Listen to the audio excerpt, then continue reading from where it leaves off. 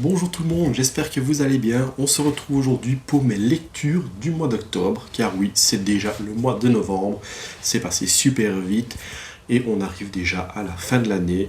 Alors je vais débriefer avec vous rapidement mes lectures, qu'est-ce que j'ai lu, pas énormément de trucs parce que beaucoup de boulot, donc malheureusement pour le moment je peux moins lire que d'habitude, mais quand même j'ai eu quelques petits trucs. Donc on va commencer par le comics, vu que c'est là où j'ai le moins lu, entre guillemets. J'ai un peu fait la grève de la lecture comics, parce que ça se lit un peu plus lentement. Donc on va commencer par le titre que j'ai bien aimé, Batman Future State. Donc Future State Batman chez Urban Comics, 35€, c'est le tome 1. J'ai fait une vidéo explicative déjà sur qu'est-ce que Future State. Vous invite à aller la regarder si ça vous intéresse. Donc je ne vais pas parler évidemment de ce qu'est Future State, mais plutôt de mon avis sur le tome. Et j'ai plutôt bien aimé ce tome 1. J'ai trouvé ça assez diversifiant, assez inédit, donc vraiment rapide. On arrive en 2024, donc on est dans un futur plausible et assez proche de la ville de Gotham, où Batman a disparu, donc on est un peu dans un nouveau statu quo. Il y a un gars qui s'appelle le magistrat qui a pris possession de la ville, mais de manière légale. Les justiciers sont devenus hors la loi, et donc voilà, on a un nouveau statu quo, un nouvel environnement à découvrir, et ça se fait assez naturellement. J'ai vraiment bien aimé comment c'était. C'était chaque fois des chapitres différents, des chapitres différents, c'est chaque histoire est indépendante entre guillemets l'un l'autre, mais il y a une cohésion, mais les dessins sont quand même assez proches. Il n'y a pas trop de différences graphiques, etc. Donc on reste dans un truc assez cohérent, et j'ai passé un bon moment en découvrant ce nouveau Gotham, ce nouvel univers où plein de mystères résident. J'espère que le tome 2 apportera quelques précisions et continuera à enrichir ce futur plausible. C'est en 2 tomes, donc je ne m'attends pas non plus à des grands bouleversements, mais je trouve qu'on passe un bon moment en le lisant. Ça donne un bel aperçu de ce qui pourrait être. Maintenant, je ne me fais pas d'illusions, je me doute bien que ça ne sera jamais vraiment comme ça le futur de DC, mais justement, peut-être qu'on apprendra pourquoi ça a changé, comment ça a changé. Donc voilà, ça j'ai bien aimé. Ensuite, j'ai lu le Spider-Man Un Jour Nouveau de chez Panini Comics, mais je ne vais pas en parler maintenant parce qu'il y a une vidéo review qui sort la semaine prochaine, enfin courant de la semaine, dessus, donc je ne vais pas faire double emploi, elle est déjà tournée, elle sortira courant de la semaine. Et ensuite, il y a le Future State Justice League que j'ai lu également, et là je dois avouer que j'étais un peu déçu. J'ai pas vraiment spécialement kiffé ce tome là, je trouve ça très anecdotique. Donc ça se passe encore une fois dans des futurs possibles de l'an 2027 à 2030. Bon, déjà le titre s'appelle Justice League, mais bon, en fait la cover elle est mensongère vu qu'on les voit pas eux réunis. On va voir Flash, il y a Flash, il y a Shazam, il y a Aquaman, et il y a Wonder Woman, et on finit par la Suicide Squad. Et je veux dire qu'à part la Suicide Squad, Flash, j'ai trouvé ça sympathique mais assez anecdotique, et franchement c'est une histoire, on se dit pourquoi en fait ça arrive maintenant. C'est un de ses péchés capitaux, la famine si je dis pas de bêtises, qui prend possession de Wally West, et du coup il tue tous les super-héros comme ça, et on se dit oui, pourquoi précisément à ce moment là la famine alors que ça aurait pu être libéré avant. Enfin, je trouvais ça un peu deux ex machina, enfin, ça m'a pas trop fait rêver. Et le reste non plus d'ailleurs, de ce que j'ai lu, le seul truc que j'ai bien aimé, c'est sur la Suicide Squad qui part en fait sur Terre 3, et qui tente d'arrêter Waller qui est parti sur Terre 3 faire son petit kiff de Suicide Squad et de Justice Squad, une Justice League un peu suicidaire. Ça j'ai bien aimé, mais encore une fois ça reste anecdotique, on se dit pourquoi. Donc voilà, sympathique à lire, mais est-ce que ça vaut les 35€? Je dirais non, malheureusement. Donc ça m'a pas vraiment fait rêver. Et ensuite, la dernière lecture que j'ai fait, c'est les 3 Jokers, et j'ai fait une vidéo qui est sortie la semaine passée, donc pareil, je ne vais pas en reparler ici. Si vous voulez mon avis complet, eh ben, je vous invite à regarder la vidéo. Et voilà, en fait, c'est tout ce que j'ai lu en comics ce mois-ci. Je n'ai lu que 4 comics, malheureusement. Je n'ai pas encore eu le temps de lire autre chose. J'ai commencé X-Men X of Sword, mais je n'ai toujours pas fini le tome 1. Il me reste une vingtaine de pages à lire. Donc pour le moment, c'est assez positif. J'aime beaucoup, même si voilà, il y a beaucoup d'infos. C'est du Hitman, mais pas que. Mais voilà, donc je vous donnerai mon avis final une fois que j'aurai lu l'entièreté du crossover. Ce sera sûrement pour le mois de novembre. Je ferai une vidéo dédiée ou une vidéo lecture. Je ne sais pas encore. Mais voilà, donc ça c'était pour mes lectures comics. Donc voilà, il n'y a pas eu grand chose. Si on doit retenir, eh ben, j'ai vraiment bien aimé le Future State, j'ai vraiment bien aimé aussi le Spider-Man, comme ça je vous invite à aller voir la vidéo. Et les 3 Jokers, j'ai bien aimé aussi. Et ma petite déception, c'est celui-là. Je verrai le tome 2 si ça vaut le coup ou pas. Mais clairement, pour moi, ce tome 1, c'est...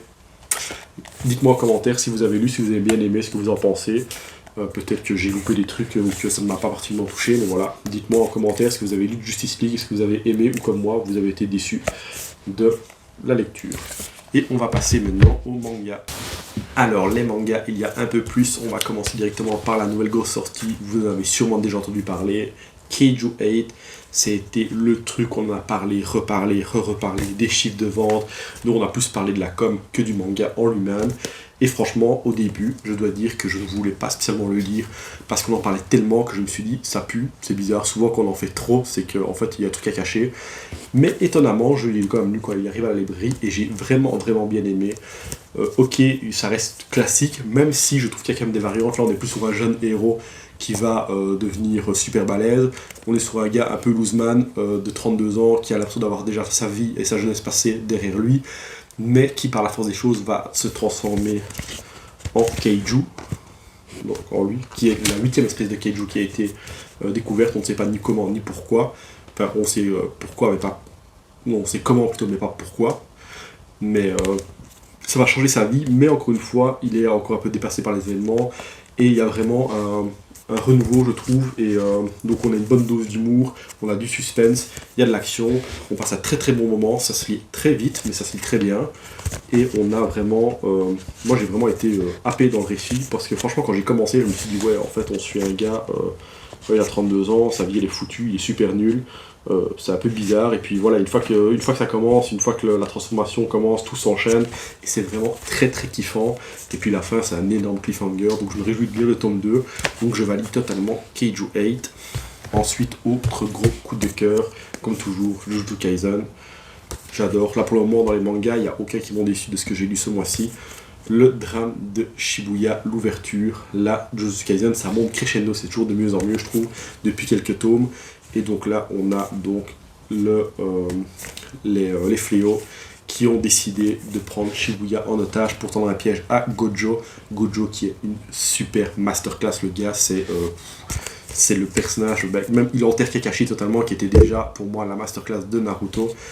Vraiment, Gojo c'est le gars, le bonhomme, et donc on lui tend un piège pour réussir à le vaincre, et ils vont réussir à le sceller, mais donc il est scellé, il est temporairement inactif, mais est-ce que les autres vont réussir à le sauver ou pas?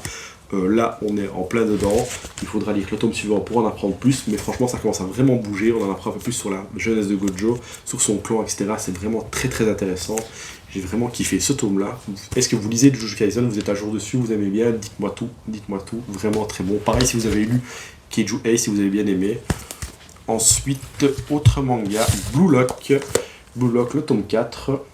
Pour moi, c'est toujours évidemment en dessous de Awachi. Dites-moi si vous avez lu, vous préférez Awachi ou Blue Lock. Moi, je suis toujours Team Awachi, mais Blue Lock, c'est vraiment de mieux en mieux aussi. Au début, j'avais vraiment peur que le truc s'essouffle, mais je trouve que ça se renouvelle bien. J'ai vraiment été scotché dans ce tome 4. Je ne m'y attendais vraiment pas au dénouement, enfin au déroulement plutôt, parce que le dénouement, on l'a pas encore.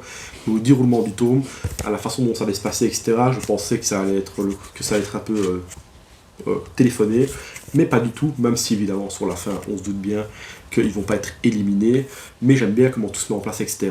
Il y a du suspense, des rebondissements, c'est vraiment très chouette. Le seul petit point noir pour moi, c'est que des fois les dessins, il fait des têtes super cheloues, il fait des super beaux dessins, et puis on se tape des têtes un peu dans ce délire là. Je comprends pas trop, enfin les yeux, etc. Je sais pas, je trouve que des fois, complètement là, il fait des têtes flippantes à mort, le gars, le dessinateur, le mangaka, alors que des fois il nous fait des dessins, mais des grosses masterclass de ce style-là, quand on voit des pages pareilles, et puis après, voilà, il vous fait des dessins un peu, des têtes flippantes et tout. Mais voilà, Blue Lock, pour moi, c'est de mieux en mieux, et j'espère que ça va continuer à se renouveler. Le seul autre point noir, parce que je dis le seul, mais c'est déjà le deuxième, c'est pas vraiment un point noir, mais je trouve que ça sort pas assez vite, en fait, parce que du coup, il y a des fois des tomes où il se passe un match, ou seulement un demi-match plus quelques infos, et du coup, le reste sur notre fin, on a envie que ça avance plus vite, donc j'espère que dans la durée, ça va pas non plus trop tirer en longueur. Et dernier manga déjà, comme je vous dis, j'ai pas lu énormément ce mois-ci. J'ai fini l'Attaque des Titans, le tome 34. Alors, dites-moi déjà en commentaire, est-ce que vous avez fini l'Attaque des Titans? Est-ce que vous êtes satisfait de la fin ou pas? Et si vous n'êtes pas satisfait, pourquoi? Si vous êtes satisfait, pourquoi aussi? Ça m'intéresse vachement. Parce que moi, je dois dire que j'ai été très content de la fin.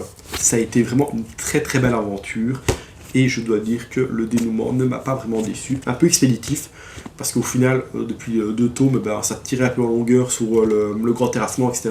Et puis là, tout se résout de manière un peu plus expéditive parce qu'il fallait que ça s'achève, il fallait que ça arrive, il fallait que ça se dénoue, mais la façon dont c'était résolu, donc attention spoiler alert si vous n'avez pas fini, passez à la fin parce que là je vais spoiler quand même la fin du manga, donc la fin de l'attaque des titans où Eren se sacrifie. Pour moi il n'y avait pas d'autre manière à faire parce que le gars avait pété les plombs. Après on apprend dans ce tome-là donc c'était volontaire, qu'il a fait tout ça pour devenir la grande menace derrière laquelle tout le monde pourrait se dresser, que le peuple eldien pourrait se dire c'est pas vraiment nous, c'est lui qui a fait tout ça, nous on n'est pas comme ça, et c'est exactement tout ce qu'il avait prévu s'est passé. Donc il est le martyr, il s'est sacrifié pour que ses amis puissent être libres, et j'ai vraiment bien aimé cette fin là. J'ai vraiment bien aimé le fait que voilà, les titans ont disparu pour finir, que Eren a réussi à en libérer le monde des titans, que l'attaque des titans au final est finie. Maintenant, oui, c'est sûr qu'on aurait bien aimé une meilleure happy end, mais je trouve que ça va parfaitement dans l'œuvre du manga, dans la façon dont le manga a été raconté, dont il a été suivi. Et puis vraiment, j'ai eu des frissons quand on voit la dernière page, page spoiler, attention, avec Levi qui dit au revoir à tous ses camarades, où on voit tous les camarades qui lui disent une dernière fois au revoir dans le chemin. Et là, franchement, moi j'ai été super ému, j'ai vraiment apprécié l'attaque des titans. Pour moi c'est un très bon manga qui mérite d'être lu et relu, et je le relirai avec plaisir. Là j'ai pris l'attaque des titans, donc le tome 34 collector, je fais la colossale mais j'ai pris le collector pour avoir l'ennemi qui était fourni avec, avoir le shikishi plus les cartes postales, et parce que j'avais pas envie d'attendre l'année prochaine. Je pense que c'est, si je dis pas de bêtises, c'est mars ou avril que s'était reporté le colossal pour finir le manga, je ne voulais pas attendre, donc voilà. Mais pour moi c'est un très gros coup de cœur, c'est un de mon plus gros coup de cœur lecture du mois d'octobre. Donc voilà, c'est tout ce que j'ai lu pour ce mois-ci. Dites-moi dans vos commentaires qu'est-ce que vous avez lu, qu'est-ce que vous avez aimé, s'il y a des trucs que vous n'avez pas aimé non plus. Ça m'intéresse toujours de voir un peu les goûts de tout le monde, etc. Et voilà, on se retrouve donc très bientôt. Donc cette semaine, la prochaine vidéo qui sort, c'est une vidéo review sur Un jour nouveau de Spider-Man en Marvel Deluxe de chez Panini Comics. Et puis il y aura encore des nouveautés, je ferai des nouveautés, et puis d'autres vidéos lecture et autres mangas et comics qui arrivent prochainement. On se dit donc à très bientôt, et merci à tous.